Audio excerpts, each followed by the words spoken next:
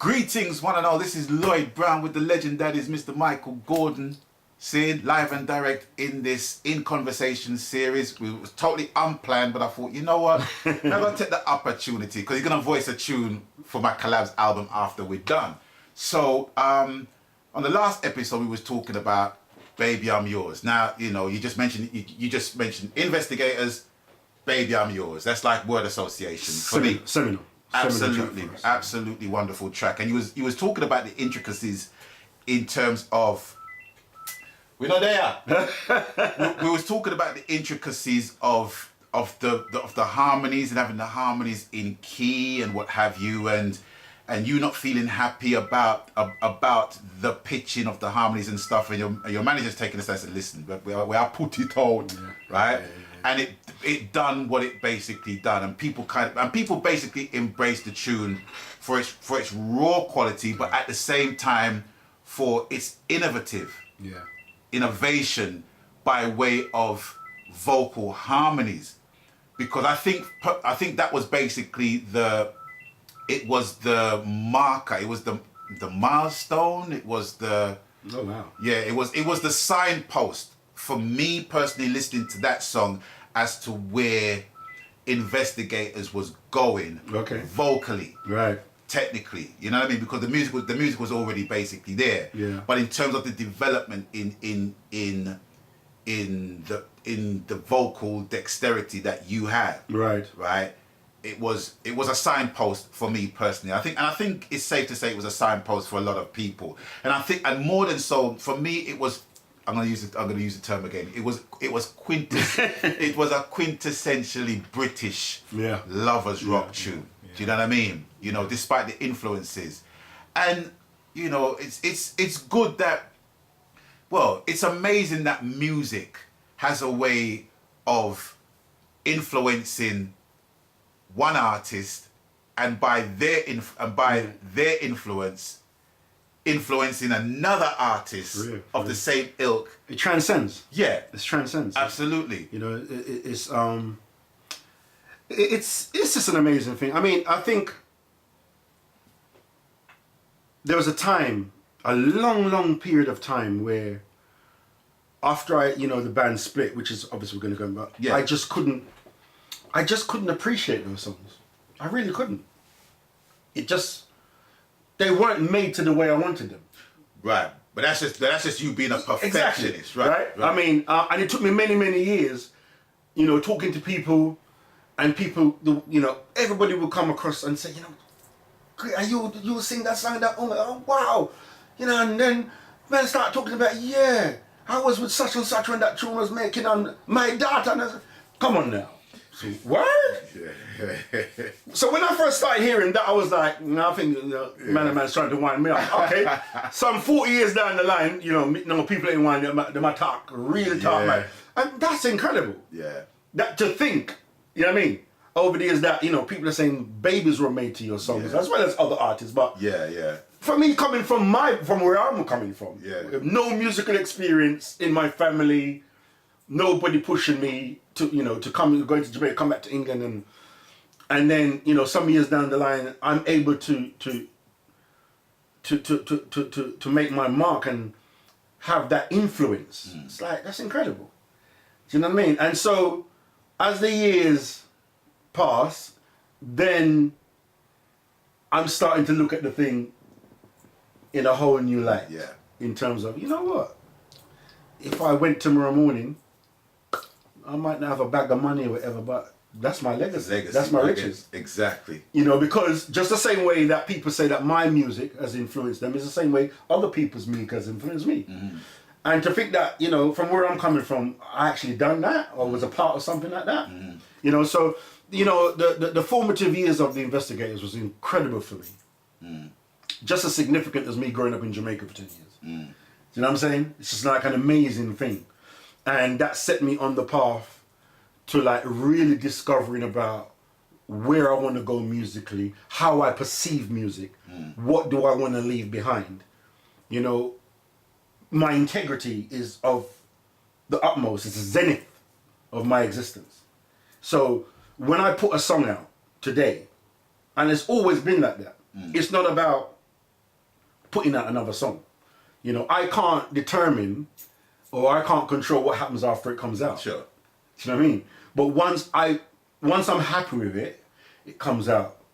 Whether it's a popular song or not, I can't control that. But nothing comes out unless I'm happy with it. Yeah. It's not just about going to the studio and knocking up a song. Yeah. Which, I can't be doing that. Yeah, which you know, from our perspective, is like it's basically just performing your music and making your music from an old school standpoint. Even though we're in the digital age, it's the same principles. It's the same principles and in turn discipline as well. Yeah. You know, that is basically needed. You know, because you know, you talk to some artists and they, you know, some people don't even know what mastering is, what the mastering technique is. Well.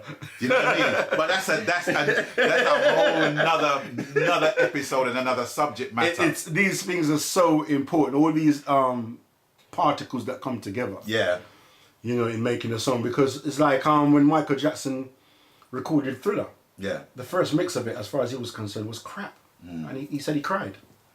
So you can have a really great record, but if it's not mixed and mastered properly, a really good record can sound really crap. You know, so all these elements play a huge part in terms of, you know, the overall production of a track, which surely you and I know about. Yeah. You know, and when you have that kind of integrity, and you want to do something to the best of your ability, then you take on board all of these elements. Like I was watching Dr. Dre on Netflix, I should say, where he's coming from with, you know, NWA and all that, and with the Tupac era, and just like, wow, it blows your mind in terms of the way he, you know what I'm saying? Yeah. And it's the same concept, just that, you know, it's a different genre of music, but it's the same vibe.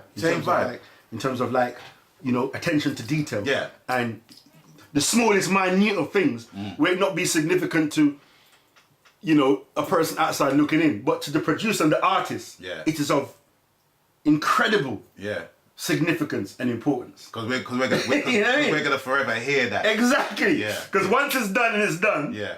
And I've made some tunes, and I didn't hear something at the time. That's why now it's good to like take a breather. Yeah. Things get done a hell of a lot quicker now than I used to do. But I still take breathers. Yeah. Like I will voice a tune, and that's not the finished vocal. Do you know what I'm saying? I'm here that, and over the years I've heard that, you know, people that we rate. For instance, Brother Barris. I'm hearing, for I was bad. My man takes it bit by bit. Yeah. Literally. Yeah. Literally. Goes in the studio, sings one line, probably goes on tour somewhere else, and then comes back and sings. When I heard that, and I'm thinking, and you're beating yourself up, but yet when he delivers, it's straight. Yeah. Now, that's what I'm talking about. Yeah. That's genius. Yeah.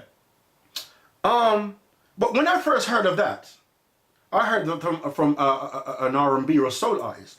I heard Al Jarreau in an interview talking about his vocals. I've not heard about that brother for a while, but I've got a couple of them. Morning, Mr. Shustan. Wonderful voice. Yeah. I've seen him on the TV live. Incredible. I heard him do, years ago when I was a lot younger, I heard him do an interview on Radio 1. You coming over to do a show or whatever. And man said he takes his lines. I said, brother, we take that one line at a time. Yeah. You're talking about serious vocals. Dusty Springfield. I don't think known for that as well. Wow. Yeah. So, you know, right back to present day, someone like Barris. I mean, I went to see Barris, you know, with my wife a couple of weeks ago for her birthday. It's incredible. Yeah. It's and I was genius. I was talking about that in a completely separate video where me and my brethren we was talking about the industry. Sorry if we're kind of digressing, but we was talking about the industry as it stands in terms of rhythms and what have you, and people not orchestrating their vocals and their vocal arrangements and orchestrating their songs like how we used to back in the day. Right. And when you hear people like Chronix, especially Chronix, because for me, I mentioned the fact that when you hear Chronix's vocal arrangements, even though he's singing on roots music, if you listen to his vocal arrangements, they're steeped in R&B, steeped in doo-wop. Brilliant talent, fantastic talent. Absolutely, absolutely. So, you know, so for the fact that you're saying what you're saying, it gives an insight as to your longevity within this business. Do you know what I mean? Because there's very few artists that can basically carry it through the years and make their music, as a lot of people would say, make it relevant. Do you know what I mean?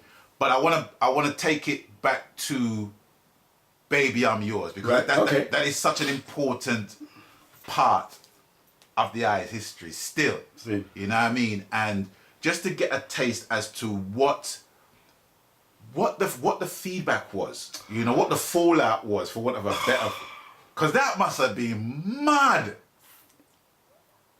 Well, don't temper it for me, you know. Don't hold it down for me, Mikey, because you know what I mean. It's like, just tell it like it was. It was significant. It was hugely significant. And that song is a testament of what I'm doing today. Yeah. But at the time, you know, as I said, we were like, Derek, you can't put out this tune. We've got to get this right. Yeah. Derek said, the tune right. I mean, I listened to you, and he always used to have a tenants. He loved his little Jews tenants. Yeah. I remember him having his tenants. He used to put it on his armpit. And giant tenants, and he was like, no, that tune, I'm not spending no more money on that tune. I don't know what I'm hearing.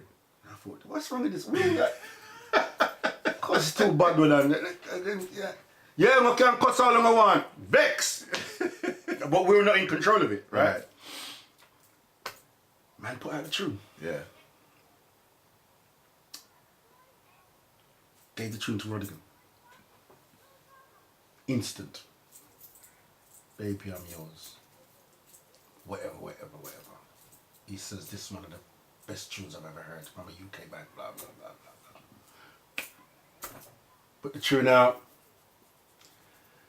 Who was at number one? I can never remember. Who was that? There was a Jamaican artist at number one. Alright? I was supposed to go to Radio London to do an interview. Right? The band. Yeah. They reach. I was somewhere else. Fashionably late, yeah. So I never reach. Because I was on the tour juice and thing, innit? Yeah. Anyway, we skip that. So I was listening on the radio. Yeah. No, that was after. Anyway, no, I'm listening to the tune. We listened to the charts.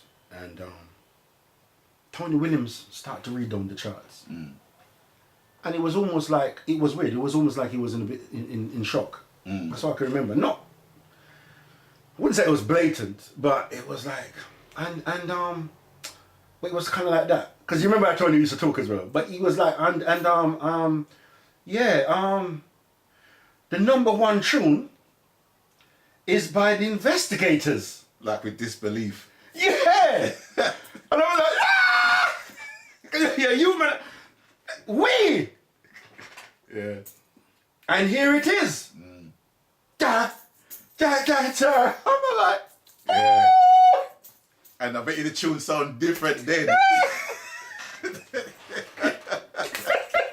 I know. I've been there. I never heard no Duff harmonies then. Only. Everything's on Chris. Yep. Right? And it was euphoric. For want of a better word, it was euphoric. Yeah, we were stars, man. So in terms of, we were achieved, man. So in terms of basically promote words, like it needed any promotion. But in terms of basically performing the songs, did you perform the live circuit? And if so, where did you perform? Oh, we didn't really get no opportunity to go abroad and all that. We done all the clubs. Okay. Whatever clubs there were. I remember the first time we performed at this place called Clouds, which is off Brixton Road. I've heard of Clouds. Okay. Years back. Yeah. And back in them days, well, some people, depending on who, you know, who the promoter is. But back in them days, it was an entrenched thing to do two sets. So you go on, you do like an hour set. No, what's hour? You're mad. How long did you do? What's about 20 minutes, half an hour? Okay. Then there's because people want to scrub. They're still doing it now. You got certain man wanting to come up the stage. Yeah. It's like he's touching the deck. You have some rude people. He's like, baby, I'm yours. Talk amongst yourselves. So it's like, yeah. So we did this. Used to go on, and then you come off. Yeah. And you go and do another 15 or 20-minute set. It was always in 2 parts. So I remember the first time I went on stage. I didn't get on the stage at first, right? Yeah. So I was performing at Clouds. Right. Yeah, and leading up to this thing, I'm bricking it, innit? Yeah. I'm bricking it.